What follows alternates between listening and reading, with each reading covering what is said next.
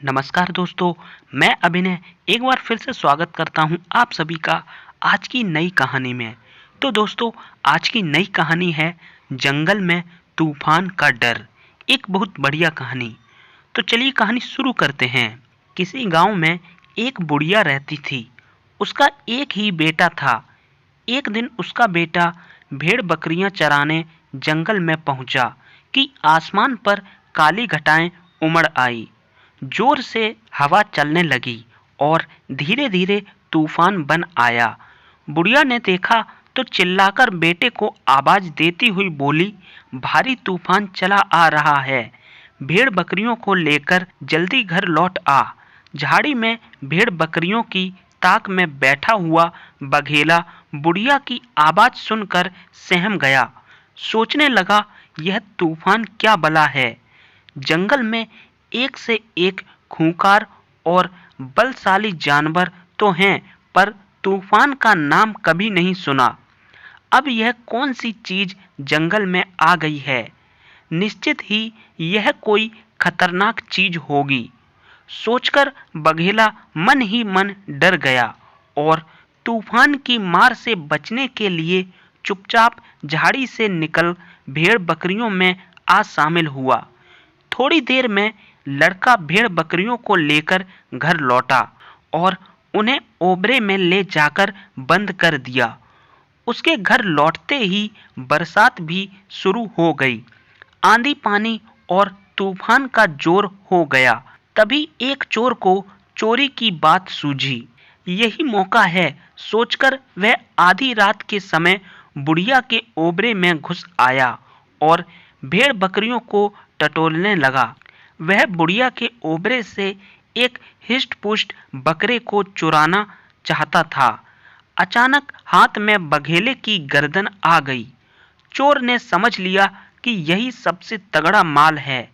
चुपके से उसकी गर्दन में रस्सी डाल दी और बाहर खींच लाया। बघेले को लगा कि अब उसकी खैर नहीं। तूफान ने यहाँ भी पीछा नहीं छोड़ा।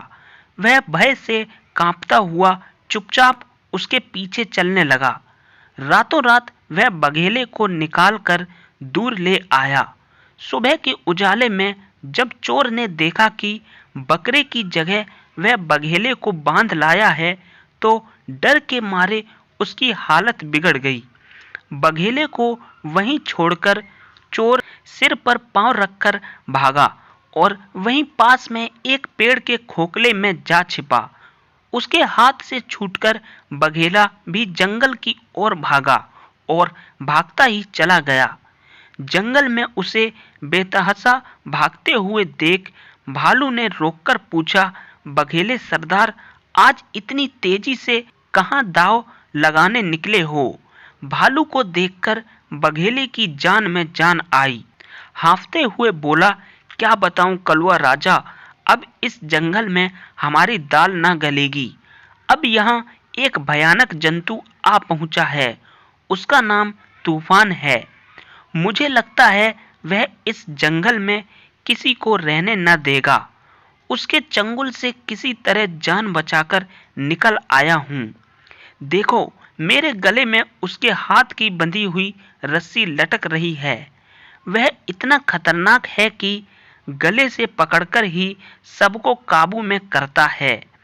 बघेले की बात सुनकर भालू अपने दोनों पंजे उठाकर खड़ा हो गया।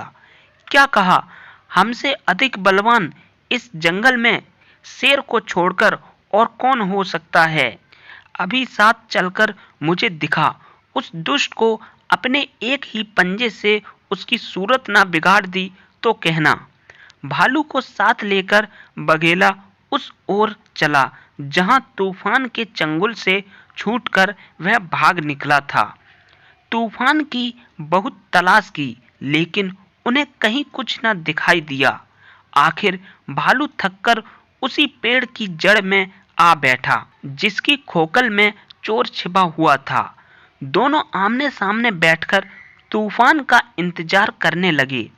वह आसपास कहीं नजर आ जाए तो उसकी हालत बिगाड़ देंगे। क्रोध में आकर भालू अपने हाथ पैर पटकने लगा। कहाँ है वह पाजी। धीरे धीरे उसकी पूंछ खोखल के अंदर चली गई। जब चोर ने यह देखा कि भालू की पूंछ उसके मुंह के पास आ पहुंची है, तो उसने दोनों हाथों से पूंछ को मजबूती से पकड़ लिया और अपनी पूरी ताकत के साथ खींचना शुरू किया। अचानक भालू समझ नहीं सका कि यह क्या हो रहा है, लेकिन तूफान का ख्याल आते ही वह चिल्ला उठा। उसने भी अपनी पूंछ को छुड़ाने में पूरी शक्ति लगा दी। नतीजा यह हुआ कि भालू की पूंछ निकलकर चोर के हाथों में चली गई। बिना पूंछ उसके हाथों से छूटकर भालू वहां से भाग खड़ा हुआ। दोनों भागते भागते दूर पहुंचे और एक घनी झाड़ी में जाकर दम लिया। गजब हो गया, यह कैसा जंतु है जो पूंछ की तरफ से भी अचानक हमला बोल देता है। वे तूफान के बारे में बातें कर ही रहे थे कि एक शेर की नजर उन पर जा पड़ी। अत्यंत भयभीत हुआ जानकर शेर ने उनका हाल चाल पूछ लिया। हाल क्या पूछते हो जंगल के राजा, अब तो इस जंगल में तुम्हारा रहना कठिन है। तुमसे भी अधिक शक्तिशाली तूफान नाम का जानवर इस जंगल में आ पहुंचा है। भालू ने बताया कि एक ही झटके में उसने कैसे पूंछ उड़ा दी। बघेले ने भी आगे बढ़कर अपनी गर्दन में बंधी हुई रस्सी को शेर को दिखाई। दोनों ने शेर से कहा कि अब इस जंगल को छोड़कर कहीं और चल देना चाहिए। शेर को उनकी बात पर ताव आ गया। बोला, तुम सब कायर हो, भला किसी की मौत आई है जो मेरे रहते हुए इस जंगल में कदम रखने की हिम्मत करे। अभी चलकर मुझे दिखाओ कि कैसा है वह तूफान। एक ही झपटे में चीर फाड़कर उसका काम तमाम ना किया तो मेरा नाम भी शेर नहीं। तीनों मिलकर उस ओर चले जहां तूफान ने भालू की पूंछ उखाड़ी थी। उन्होंने घनी झाड़ियों और अंधेरे झुरमुटों में तूफान की तलाश की, लेकिन वहां कुछ भी नजर न आया।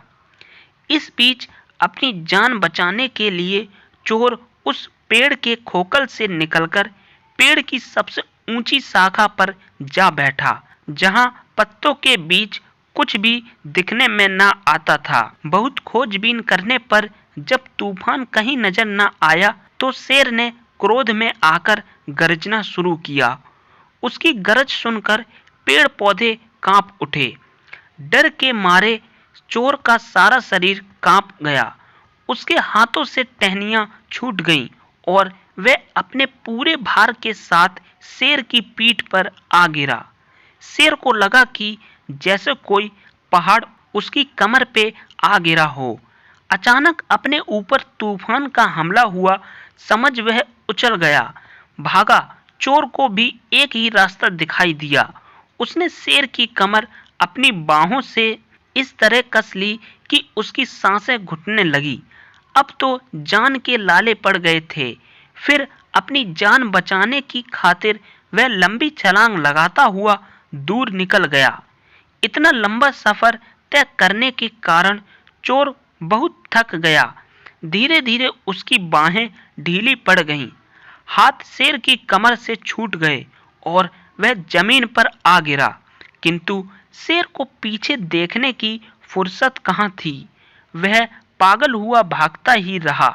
जान बची तो लाखों पाए। कहीं दूर निकलने के बाद तीनों फिर मिल गए। अब तो शेर के हौसले भी पस्त हो चुके थे। बोला, सचमुच वह तूफान तो बहुत ही खतरनाक है, लेकिन तुम लोगों ने उसे ठीक से पहचाना नहीं। वह ना तो गले से काबू करता है, ना पूंछ की तरफ से हमला बोलता है। लगता है उसे सवारी करने का बहुत शौक है। यदि मुझे मालूम होता कि वह इतनी तगड़ी सवारी भी करता है तो हरगिज उसकी तलाश ना करता। इसलिए अब हमें इस जंगल को छोड़कर कहीं चल देना चाहिए, कहकर तीनों ने उस जंगल से विदा ले ली। तो दोस्तों, कहानी आपको कैसी लगी कमेंट सेक्शन में जरूर बताइए। इसी तरह की और अच्छी कहानियां सुनने के लिए हमारे चैनल को सब्सक्राइब जरूर करें और साथ ही दबाएं बेल आइकन को, ताकि हमारी हर आने वाली अगली वीडियो का नोटिफिकेशन आपको सबसे पहले मिल सके।